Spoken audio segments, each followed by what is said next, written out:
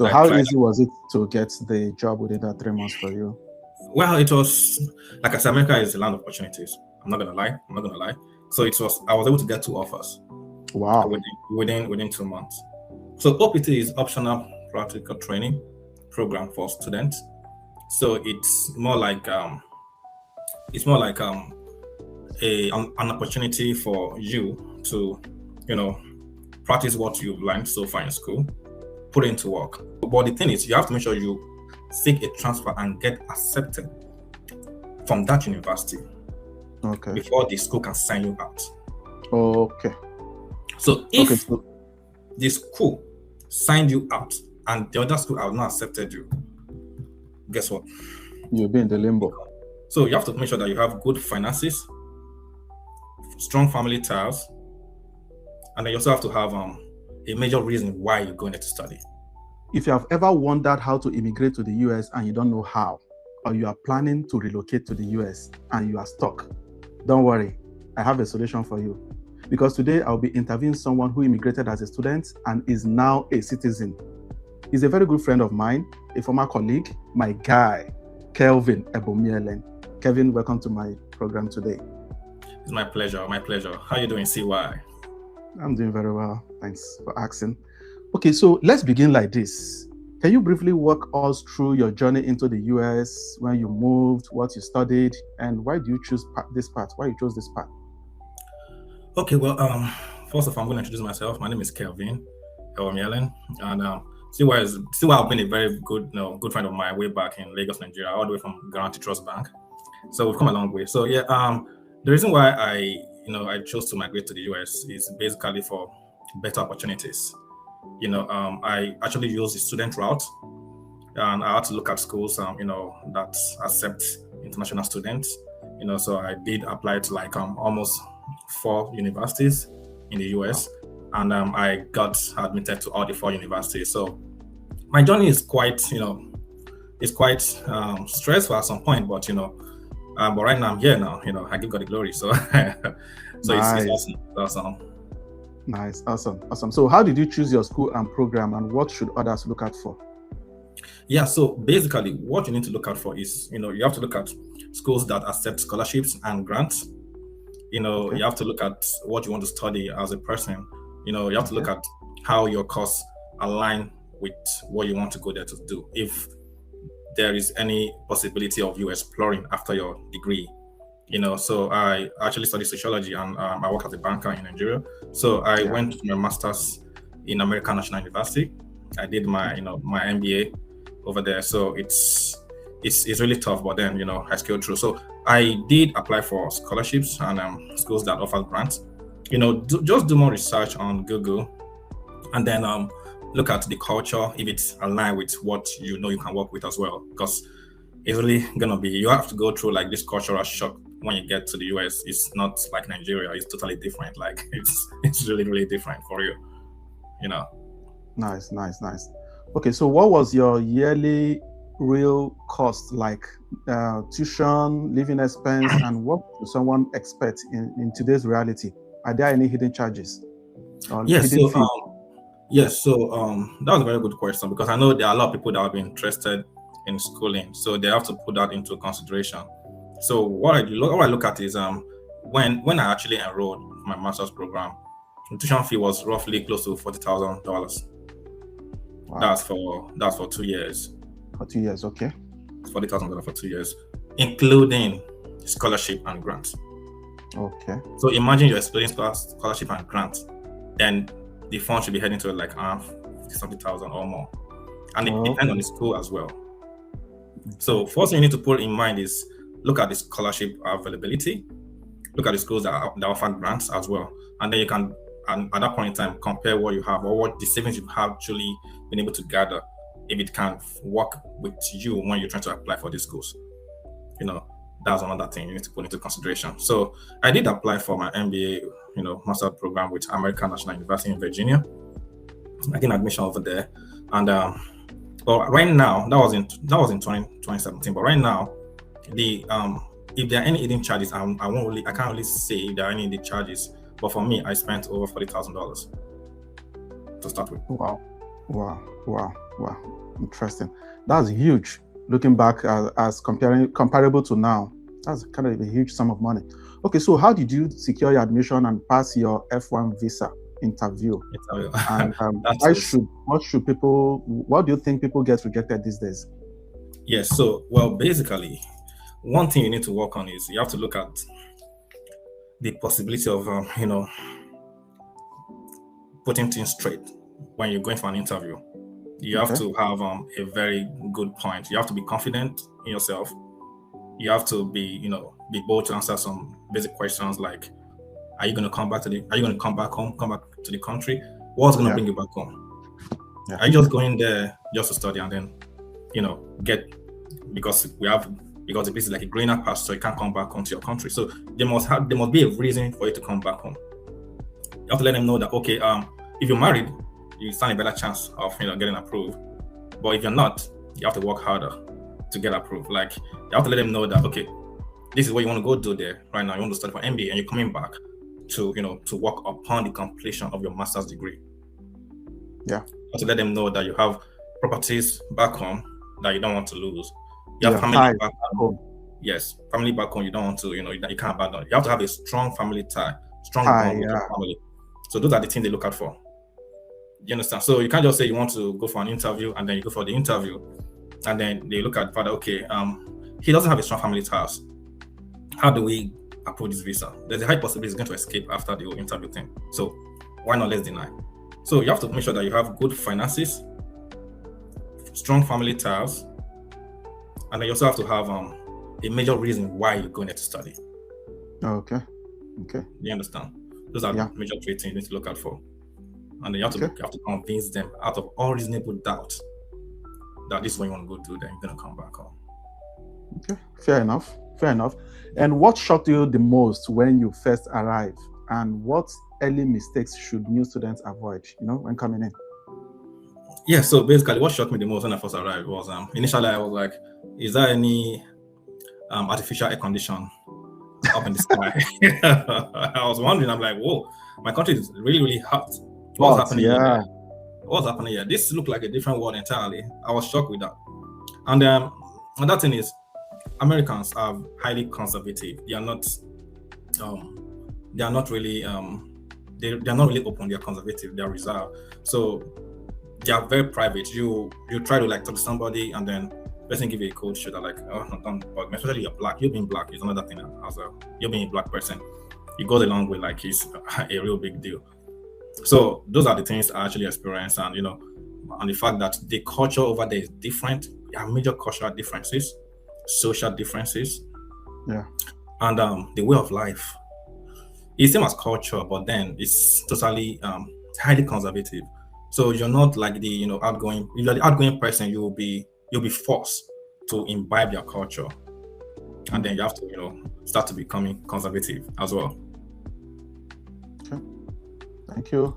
So what kind of job did you do as a student, and how realistic is it to survive financially as a student? The job I did as a student when I was there, I'm going to explain this in two ways, right? The thing is, as a student, normally you're not supposed to work. Okay. Because if you do work, you'll be violating your student status, and that's put into deportation. Okay. And if you must work, you have to work within the school, within the confines of the school premises. Oh, okay. Yes. Okay. And you must not work more than 40 hours as a student. You mean let that be clear. A week or okay, a week, okay.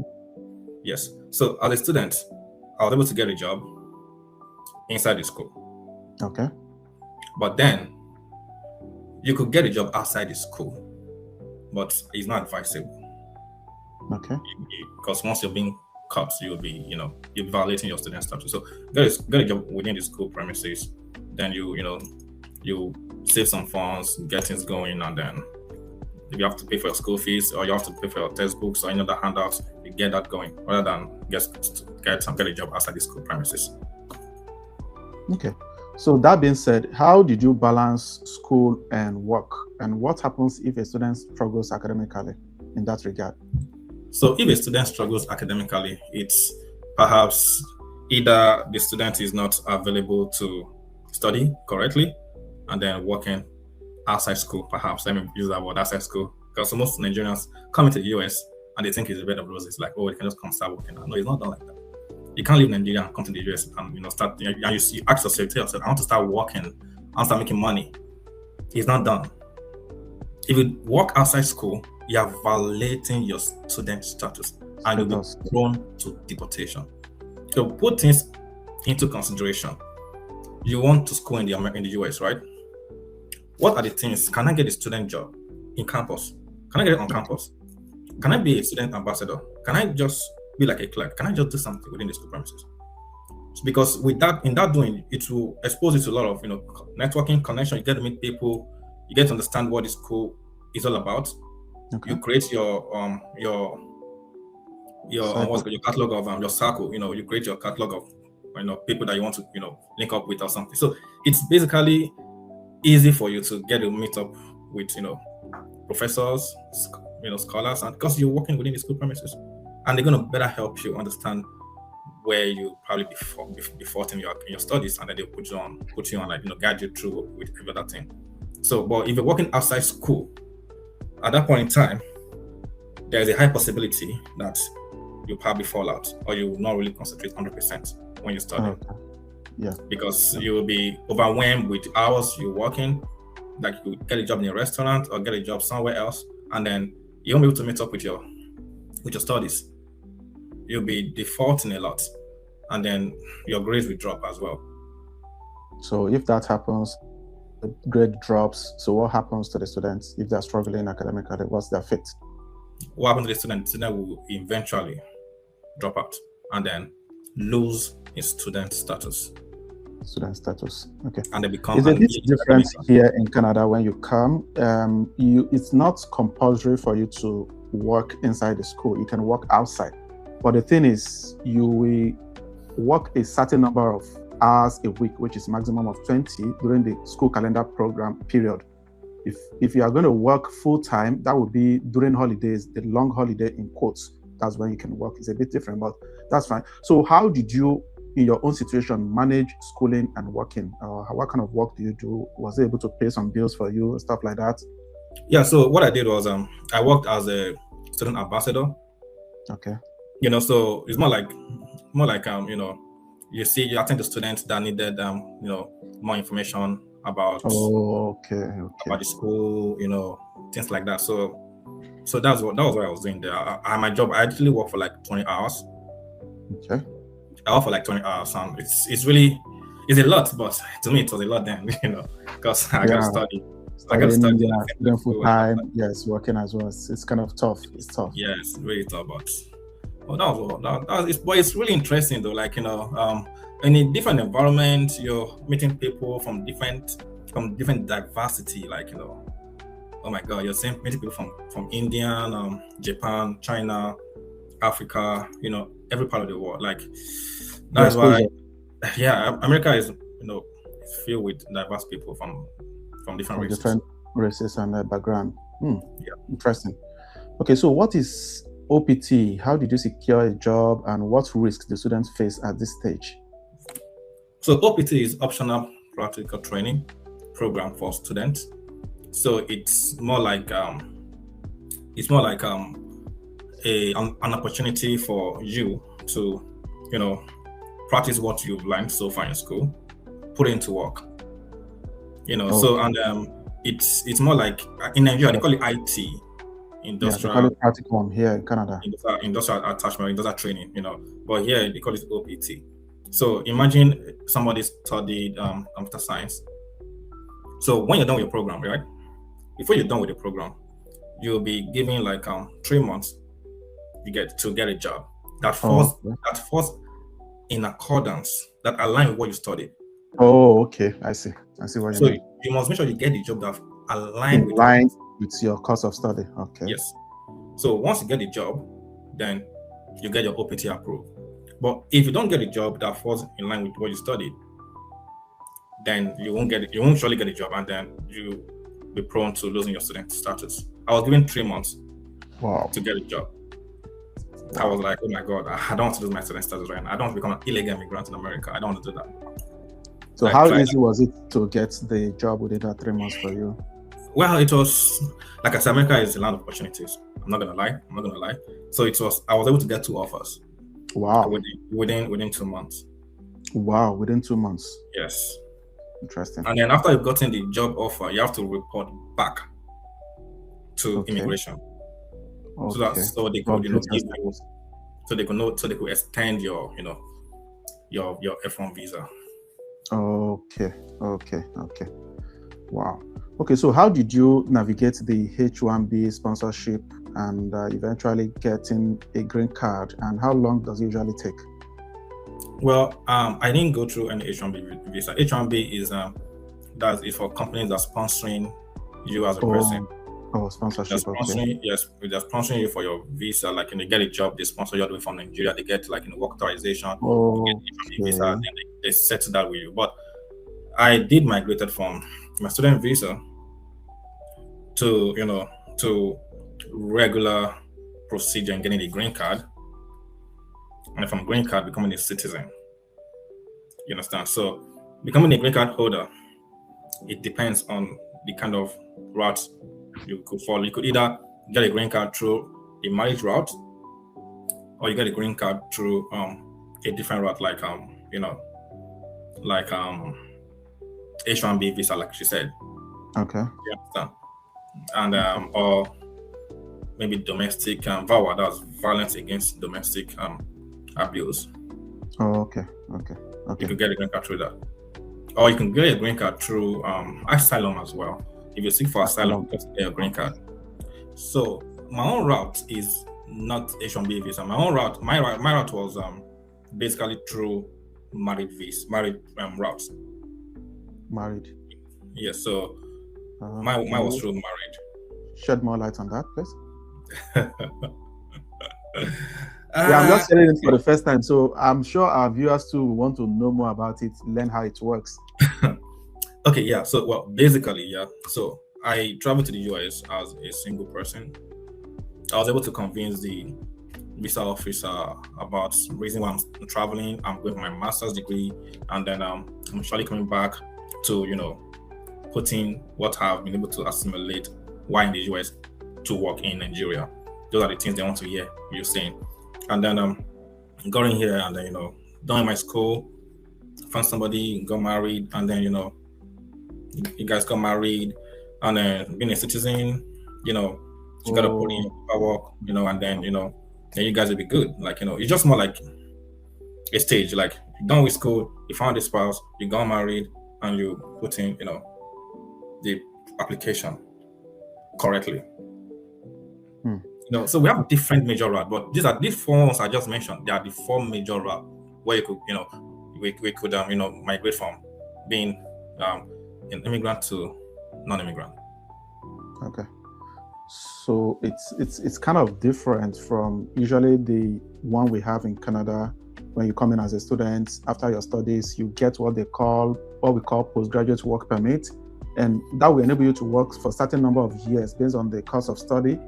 And then while you are working, you can now apply for permanent residency, and from there move on to your citizenship. So I was thinking maybe they have kind of a program like a route like that people can just come in as a student, working, then getting a permanent residency or citizenship. Is that the one you're referring to as sponsorship, right? Yes, sponsorship. So that's different. That's why America is different from Canada. Canada is pretty easy and everything. America, you must have you have to get married. If not married, you get a company to sponsor your green card. If not that, seek for asylum. If not that, and you do VAWA. Even with the VAWA, you get married. Okay. You have to get married to live to testify why the marriage didn't work. Who abused who? If you abuse the person, or the person abused you. But definitely, for you to get the VAWA approved, you must have been abused, not you abusing the person. Okay, got you. Okay, so is there a way for someone who immigrated from Nigeria or Africa or even anywhere around the world as a student to switch school or program, especially if they are struggling? Yes, well, for me, I'm going to say this. I did switch my school and my program. No, I didn't switch my program. I switched my school. Okay. Because I was in Virginia for like 4 months. Okay. Yeah. For my master's program, I was in Virginia for 4 months, and I was finding it a little bit difficult in terms of navigating my way from school to the house, trying to balance my social life, academic life together. It was really tough for me, and financial life as well. Wow. So I looked at my environment and I'm like, do I really fit into this environment? Because there are a lot of white people. I'm not gonna lie. I'm not being racist right here. I'm just saying, because white people are, highly conservative. Now, look, this is not Nigeria. I'm not being racist. This is not Nigeria. I'm just trying to be factual right here. So they're highly conservative. You're trying to move around, do things together. They're trying to but you kind of conservative. I'm like, no, I don't think I belong here. So I had to transfer to a school, to Boston University. No, so I did a transfer. My transcript was sent to the school. But the thing is, you have to make sure you seek a transfer and get accepted from that university. Okay. Before the school can sign you out. Okay. So if the school signed you out and the other school have not accepted you, guess what? You'll be in the limbo. Illegal immigrant. Yeah, you'll be in the middle, in the limbo. Yeah, because they signed you out, the school hasn't accepted you. So there's no way you can, you're gonna be in the middle, and eventually you become an illegal immigrant. Yeah. And then you'll be prone to deportation. Okay. So technically it's possible to switch schools and also yes, it's possible to switch. Okay. Yes. So what are the opportunities that are available in the US, and also limitations someone can face considering your race in places like workplace, school, public spaces? What are the limitations? Then this is just a two-in-one question. What are the opportunities, and then what are the limitations? Okay, the opportunities here in the US, it's I'm gonna say this, yeah. Coming to the US is a big advantage for you, because US has one of the best opportunities anyone could get. You could get good jobs in the US. You could work in MIT. That was the best IT industry in the world. I know you've heard of MIT before. You could get one of the best financial jobs, especially in Massachusetts or Boston. You could work in one of the top hospitals here in Boston as well. So there are a lot of jobs opportunities. I'm not gonna lie. There are opportunities for growth and development. You want to be an entrepreneur, you could achieve that while in the US. So you are faced with a lot of things you could grasp with your hands and then achieve and be the best of what you want to be in life. The government could even support you as well if you want to go through that route of the government. But all this still boils down to the fact that you have to be in the system. And how do you get to the system? You have to be either a citizen or a permanent residency. Okay. That is valid. Without being either of those, it's going to be tough for you. Okay. And what limitations can someone face? The limitations include the fact that you're black. That's one. I'm not trying to be racist right here, but being a black person is one of the major limitations you experience. And then being a man as well is another limitation, because the country favors ladies. A lady can wake up one morning and lie on you and be like, you did something you didn't do. And then the government go with the swing, and then they start to prosecute you for something you didn't do. So the limitations also include you could work in an organization where you could be racially profiled. I will use the word systemic racial profiling. Systemic racial profiling. You yourself, you're not going to realize you're being racially profiled while at work until it's been completed before you realize that, oh my God, I've been profiled. And you won't even be able to, oppose the fact that you actually racially profiled. But in the real world, you were racially profiled. So you can be working I can throw my light on that anyways. I get what you mean. I get what you mean. Yes. So you can be working somewhere and then you're racially profiled, and then something you didn't do, and they'll be like, oh, you did something, and then meanwhile we got people doing something like that and they're not being flagged. But for you, it's an issue because you're black, you're African, or you got an accent. So in that wise, are there specific areas that are less of this profiling, so to speak? Like which states that can favor those immigrants from Africa, or if you are black, are there specific Well, locations that? I would say there are some states in America that are accommodating. That was one of the reasons why I moved to Boston all the way from Virginia. Because I'm Virginia? like, okay, Virginia is filled with, Caucasians. I get to see a lot of Caucasians in Virginia, in Washington D.C., and then I'm like, okay, where do I get to meet a lot of Black Americans, like Black people just like me, or Africans? Though we have Caucasians in Boston as well. Where you're going to get accepted is sovereign states like Massachusetts, New York City, Maryland, and like Minnesota. No, not Minnesota. This country, Pennsylvania, I think. Yeah, there's some other states okay. that you could, you'll feel accepted, or you can see your fellow Black person. You'll be like, okay, all right, I feel safe. So there's some states that accept and accommodate Blacks, Hispanic people as well. So.